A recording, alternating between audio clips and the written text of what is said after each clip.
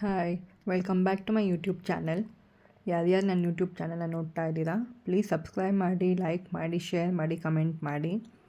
ನಾನಿವತ್ತು ಮೀನಿನ ಸಾರು ಹೇಗೆ ಮಾಡೋದು ಅಂತ ಹೇಳ್ಕೊಡ್ತಾ ಇದ್ದೀನಿ. ಕಮ್ಮಿ ಇಂಗ್ರೀಡಿಯೆಂಟ್ಸಲ್ಲಿ ಮಾಡೋದು. ನೋಡೋಣ ಹೇಗೆ ಮಾಡೋದು ಅಂತ. ಬನ್ನಿ. ಇಲ್ಲಿ ನಾನು 4 ಟೊಮ್ಯಾಟೊ, 4 ಈರುಳ್ಳಿ, ಸ್ವಲ್ಪ ತೆಂಗಿನಕಾಯಿ, ಚಿಕ್ಕ ನಿಂಬೆಹಣ್ಣು, ಶುಂಠಿ, ಬೆಳ್ಳುಳ್ಳಿ ಇಷ್ಟನ್ನು ತೊಗೊಂಡು ರುಬ್ಕೊಳ್ಬೇಕು. ಇದಕ್ಕೆ ಇವಾಗ ನಾನು ಕುಕ್ಕರ್ಗೆ ತೆಂಗಿನಕಾಯಿ ಎಣ್ಣೆ ಹಾಕ್ತಿದ್ದೀನಿ. ನೀವು ನಾರ್ಮಲ್ ಎಣ್ಣೆ ಆದರೂ ಹಾಕ್ಕೊಳ್ಬೋದು. ಬಟ್ ನಾವು ಸೀ ಫುಡ್ ಅಥವಾ ಫಿಶ್ ಅಥವಾ ಬೇರೆ ಕ್ರ್ಯಾಬ್, ಏಡಿ ಅದನ್ನೆಲ್ಲ ಮಾಡಬೇಕಂದ್ರೆ ನಾವು ತೆಂಗಿನಕಾಯಿನ ಯೂಸ್ ಮಾಡೋದು. ಸ್ವಲ್ಪ ತೆಂಗಿನಕಾಯಿ ಎಣ್ಣೆ. ಇವನ್ ಫಿಶ್ ಫ್ರೈ ಮಾಡೋಕ್ಕೂ ನಾವು ತೆಂಗಿನಕಾಯಿ ಎಣ್ಣೆನೇ ಯೂಸ್ ಮಾಡೋದು. ಸ್ವಲ್ಪ ಜೀರಿಗೆ, ಮೆಂತ್ಯ ಕಾಳು, ಕರಿಬೇವು, ಸ್ವಲ್ಪ ಅರಿಶಿನ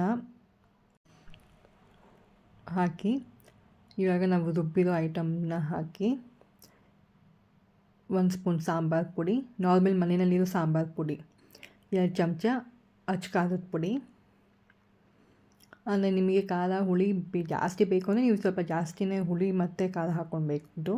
ಮತ್ತು ಕಲ್ಲುಪ್ಪು ರುಚಿಗೆ ತಕ್ಕಷ್ಟು ಹಾಕಿ ಸ್ವಲ್ಪ ಮಿಕ್ಸ್ ಮಾಡ್ಕೊಳ್ಳಿ. ಯಾವಾಗಲೂ ಮೀನಿನ ಸಾರು ಅಂದರೆ ಇವತ್ತು ನೈಟ್ ಮಾಡಿದ್ರೆ ನಾಳೆ ಬೆಳಗ್ಗೆ ತಿನ್ನೋದಕ್ಕೆ ಚೆನ್ನಾಗಿರುತ್ತೆ. ಆವಾಗಲೇ ಮಾಡಿ ಆವಾಗಲೇ ತಿನ್ನಬೇಕು ಅಂದರೆ ಅಷ್ಟು ಟೇಸ್ಟ್ ಬರೋಲ್ಲ. ಒಂದು ದಿನ ಬಿಟ್ಟರೆ ಚೆನ್ನಾಗಿ ಟೇಸ್ಟ್ ಬರುತ್ತೆ. ಇವಾಗ ನಾನು ಹುರ್ಕೊಳ್ತಾ ಇದ್ದೀನಿ ಮಸಾಲೆನ. ಹಸಿ ವಾಸನೆ ಹೋಗೋಷ್ಟು, ಸ್ಮೆಲ್ ಹೋಗೋಷ್ಟು ಹುರ್ಕೊಳ್ಬೇಕು.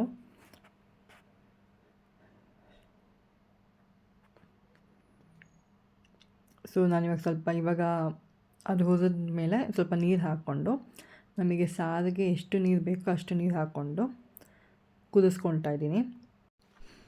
ಮೀನಿನ ಸಾರು ಜಾಸ್ತಿ ಗಟ್ಟಿ ಇರಬಾರ್ದು, ಸ್ವಲ್ಪ ನೀರಾಗಿದ್ದರೆ ಚೆನ್ನಾಗಿರುತ್ತೆ. ನಿಮಗೆ ಹುಣಸೆಹಣ್ಣು ಅಥವಾ ಅಂದರೆ ಹುಳಿ, ಉಪ್ಪು, ಖಾರ ಜಾಸ್ತಿ ಬೇಕಂದರೆ ನೀವು ಸ್ವಲ್ಪ ಜಾಸ್ತಿನೇ ಹಾಕ್ಕೊಳ್ಬೋದು. ನಮಗಿದಿಷ್ಟು ಸಾಕು. ನಾನು ಆಲ್ರೆಡಿ 4 ಟೊಮೆಟೊ ಯೂಸ್ ಮಾಡಿದ್ದೀನಿ ಅದಕ್ಕೆ.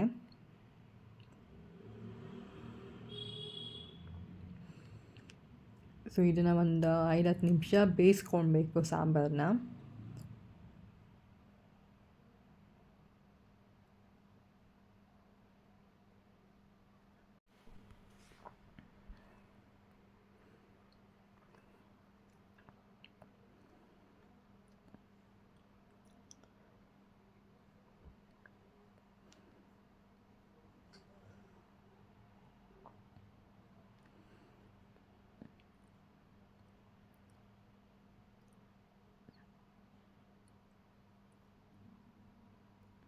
ಇದು 15 ನಿಮಿಷ, ಒಂದು 5-10 ನಿಮಿಷ ಕುದಿಸ್ಕೊಳ್ಬೇಕು.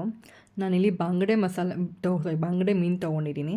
ನಿಮಗೆ ಬೇರೆ ಯಾವ್ದು ಬೇಕಾದರೂ ತೊಗೊಳ್ಬಹುದು. ನಾನು ಅದು ಆಲ್ರೆಡಿ ವಾಶ್ ಮಾಡಿ ಸ್ವಲ್ಪ ಉಪ್ಪು ಹಾಕಿ ನೆನೆಸಿ ಇಟ್ಟಿರೋದು. ಇವಾಗ ಇದು ಕುದೀತಾ ಇದೆ. ಈ ಟೈಮಲ್ಲಿ ನೀವು ಉಪ್ಪು ಖಾರನ ಚೆಕ್ ಮಾಡ್ಕೊಳ್ಳಿ. ಯಾಕಂದರೆ ಮೀನು ಹಾಕಿದ್ಮೇಲೆ ನಾವು ಮಿಕ್ಸ್ ಮಾಡ್ಕೊಳ್ಳೋಕ್ಕಾಗಲ್ಲ. ಚಿಕನ್ ಮಟನ್ ಅದೇ ಮಾಡ್ಕೊಳ್ಬೋದು. ಬಟ್ ಇದರಲ್ಲಿ ಮೀನು ಹಾಕಿದ ತಕ್ಷಣ ಮಿಕ್ಸ್ ಮಾಡಿದ್ರೆ ಅದೆಲ್ಲ ಹೋಗ್ಬಿಡುತ್ತೆ. ಯಾಕಂದರೆ ಮೀನು ತುಂಬ ಸಾಫ್ಟು, ಬೇಗ ಕುಕ್ ಆಗುತ್ತೆ, ಬೇಗ ಒಡ್ಡೋಗ್ಬಿಡುತ್ತೆ. ಈ ಟೈಮಲ್ಲಿ ನೀವು ಒಂದ್ಸಲ ಚೆಕ್ ಮಾಡ್ಕೊಳ್ಬೇಡಿ ಉಪ್ಪು ಖಾರ. ಈಗ ಸ್ವಲ್ಪ ಕುದ್ದಿದ ಮೇಲೆ ಒಂದು 5-10 ನಿಮಿಷ ಕುದ್ದಿದ ಮೇಲೇ ನೀವು ಮೀನು ಹಾಕ್ಕೊಳಕ್ಕಾಗತ್ತೆ. ನಾನು ಚೆಕ್ ಮಾಡ್ಕೊಂಡು ನನಗೆ ಸರಿ ಹೋಗಿದೆ. ಇವಾಗ ಒಂದೊಂದಾಗಿ ಮೀನನ್ನ ಬಿಡ್ತಾಯಿದ್ದೀನಿ.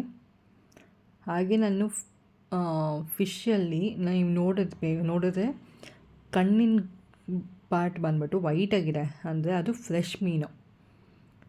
ಫಿಶ್ ತೊಗೊಳ್ಬೇಕಾದ್ರೆ ಕಣ್ಣು ತುಂಬ ಕೆಂಪು ಇತ್ತು ಅಂದರೆ, ಕೆಂಪುದಾಗಿ ಇದೆ ಅನ್ನೋದಿತ್ತು ಅಂದರೆ ಅದು ಫ್ರೆಶ್ ಅಲ್ಲ. ವೈಟಾಗಿದ್ದರೆ, ಕಣ್ಣು ಫುಲ್ಲು ವೈಟಾಗಿದ್ದರೆ ಅದು ಫ್ರೆಶ್ಶು. ಇಲ್ಲ ಅಂದ್ರೂ ಈ ತಲೆ ಹತ್ರ ನೀವು ಸ್ವಲ್ಪ ಓಪನ್ ಮಾಡಿದ್ರೆ ಫುಲ್ಲು ರೆಡ್ಡಿಶ್ ಇತ್ತು ಅಂದರೆ ಒಂಥರ ಮೆರೂನಿಶ್ ಇತ್ತು ಅಂದರೆ ಅದು ಫ್ರೆಶ್ ಅಲ್ಲ. ಸ್ವಲ್ಪ ರೆಡ್ ಇತ್ತು ಅಂದರೆ, ಈ ಬ್ಲಡ್ ಹೆಂಗಿರುತ್ತೆ ಕಲರು ಆ ಥರ ಇತ್ತು ಅಂದರೆ ಅದು ಫ್ರೆಶ್ಶು. ಅದೂ ನಿಮ್ಗೆ ಗೊತ್ತಾಗಿಲ್ಲ ಅಂದರೆ ಫಿಶ್ನ ನೀವು ಮುಟ್ಟಿದ ತಕ್ಷಣ ಅದು ಒಳಗಡೆ ಹೋಗಿಬಿಡತ್ತೆ, ಗಟ್ಟಿ ಇರಲ್ಲ. ಅಂದರೆ ನೀವು ಮುಟ್ಟಿದ ತಕ್ಷಣ ಫೀಲ್ ಆಗುತ್ತೆ. ಒಂಥರ ಮೈದಾ ಹಿಟ್ಟು ಟೈಪ್ ಫೀಲ್ ಆಗುತ್ತೆ. ಸೊ ಅದು ಫ್ರೆಶ್ ಅಲ್ಲ, ಗಟ್ಟಿಯಾಗೇ ಇರುತ್ತೆ. ಅಂದರೆ ಮುಟ್ಟಿದ್ರೂ ಒಳಗಡೆನೇ ಹೋಗಲ್ಲ, ಅಂದರೆ ಅದು ಫ್ರೆಶ್ಶು. ಸೊ ನೀವು ಈ ಟೈಪ್ಸ್ ನೋಡಿಕೊಂಡ್ರೆ ನಿಮಗೆ ಫ್ರೆಶ್ ಯಾವುದಲ್ಲ ನಿಮಗೆ ಗೊತ್ತಾಗತ್ತೆ. ಸೊ ಇವಾಗ ನಾನೆಲ್ಲ ಫಿಶ್ನು ಬಿಟ್ಟಿದ್ದೀನಿ. ನಾನಿಲ್ಲಿ 1 kg ಮೀನು ತೊಗೊಂಡಿರೋದು, ಬಂಗಡೆ ಮೀನು. ನಿಮಗೆ ಸ್ವಲ್ಪ ತೆಳು ಬೇಕು ಅಂದರೆ ಇನ್ನು ಸ್ವಲ್ಪ ನೀರು ಹಾಕ್ಕೊಂಡು ಕುದಿಸ್ಕೊಳ್ಳಿ. ಸ್ವಲ್ಪ ಗಟ್ಟಿ ಬೇಕು ಅಂದರೆ ಓಕೆ. ಸೊ ಜಾಸ್ತಿ ಕುದಿಸೋ ಅವಶ್ಯಕತೆ ಇಲ್ಲ. ಒಂದು ಆಲ್ರೆಡಿ ಇದೆ, ಸಾಂಬಾರು ಬೆಂದು ಹೋಗಿದೆ, ಬೇಯಿಸಿ ಆಗಿದೆ. ಜಸ್ಟ್ ಇವಾಗ ಫಿಶ್ ಹಾಕಿ 5ರಿಂದ 10 ನಿಮಿಷ ಉರಿ ಕಮ್ಮಿಯಲ್ಲಿ ಬೇಯಿಸಿ.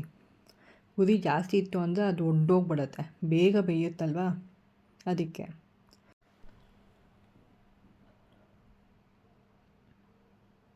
ಹಾಗೆ ಒಂದೊಂದಾಗಿ ಬಿಡಿ, ಎಲ್ಲ ಒಟ್ಟಿಗೆ ಹಾಕಕ್ಕೆ ಹೋಗಬೇಡಿ.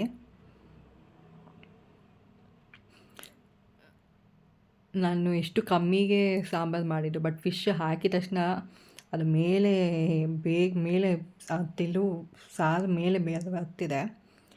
ಸೊ ಆಲ್ಮೋಸ್ಟ್ ನಾನು ಯಾವಾಗಲೂ ಕಮ್ಮಿನೇ ಮಾಡೋದು. ಕಮ್ಮಿ ಮಾಡಿದಾಗ ಇದು ಫಿಶ್ ಹಾಕಿದಾಗ ಮೇಲೆ ಬಂದುಬಿಡುತ್ತೆ ಸಾರು. ಸೊ ಇದನ್ನು ಒಂದು 15 ಮಿನಿಟ್ಸು ಬೇಡ, ಒಂದು 5ರಿಂದ 10 ನಿಮಿಷ ಸಣ್ಣ ಉರಿಯಲ್ಲಿ ಬೇಯಿಸ್ಕೊಳ್ಳಿ.